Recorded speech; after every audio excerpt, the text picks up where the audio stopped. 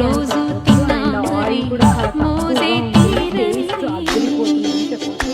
మనం మిరపకాయలు అలాగే ఆనియన్స్ కొత్తిమీర బీట్రూట్ క్యారెట్ ఇవన్నీ కూడా తురిమి వేసుకొని చాలా టేస్టీగా ఉంటుంది. చట్నీ కూడా అవసరం లేకుండా వేసుకోవచ్చు. పాసిబుల్ అయితే చట్నీ బెస్ట్ బ్రేక్ఫాస్ట్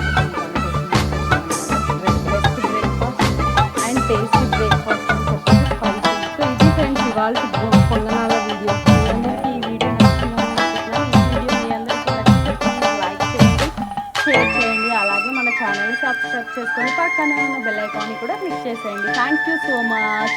బాయ్.